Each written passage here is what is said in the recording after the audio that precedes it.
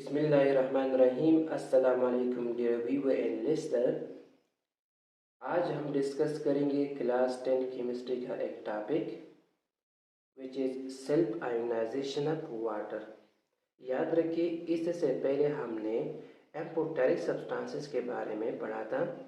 ये ऐसे कंपाउंड्स होते हैं जो कि एसिड और बेस दोनों खसूसियात रखते हैं।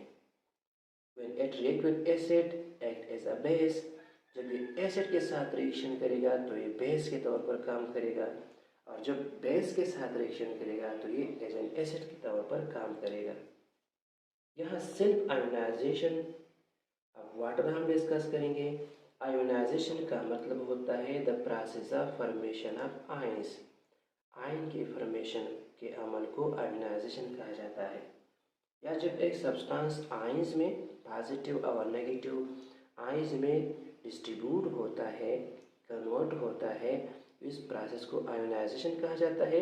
कंपाउंड के सेम मॉलिक्यूल्स एक दूसरे के साथ रिएक्शन करके आयंस बनाते हैं, प्रोसेस को सेल्फ आयोनाइजेशन कहा जाता है।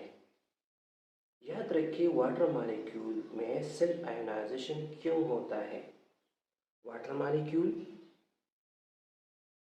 का स्ट्रक्चर इस तरह है, ऑक्सीजन के साथ हाइड्रोजन सिंगल बॉन्ड के साथ यहाँ अटैच। ऑक्सीजन में 2 लोन पेयर ऑफ इलेक्ट्रॉन मौजूद है। This is another water molecule. Water पानी की इस मॉलिक्यूल का स्ट्रक्चर भी सेम है, 2 lone pair and with oxygen.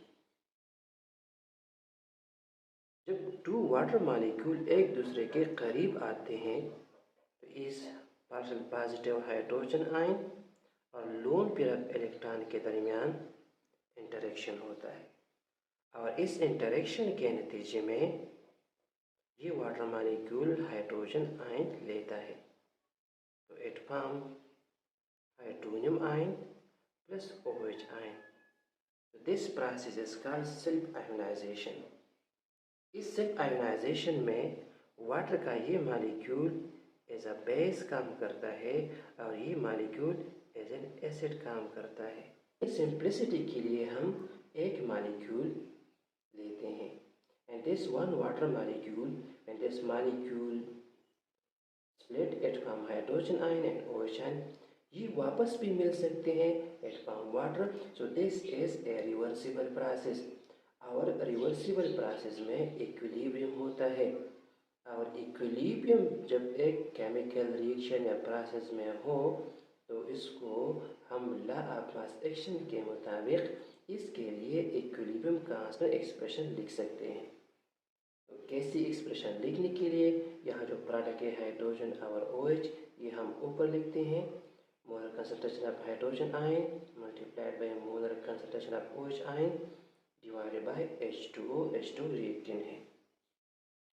पानी का कंसंट्रेशन कांस्टेंट होता है, ये हम इस तरफ ले आते हैं।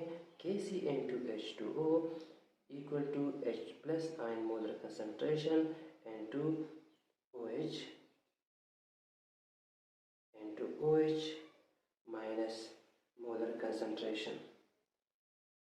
Conductivity experiment showed that at 25 degree centigrade, यहाँ ये बात याद रखें, ये कांस्टेंट है, ये भी कांस्टेंट है, इसको हम एक दूसरे कांस्टेंट से जाहिर करते हैं विच इज कॉल्ड KW या ionic product of water constant.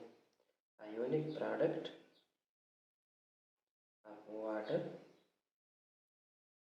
Constant, यानी Kc into H2O हम एक दूसरे कांस्टेंट के बराबर करते हैं। हम इसकी जगह एक दूसरा कांस्टेंट लिखते हैं विच इज KW।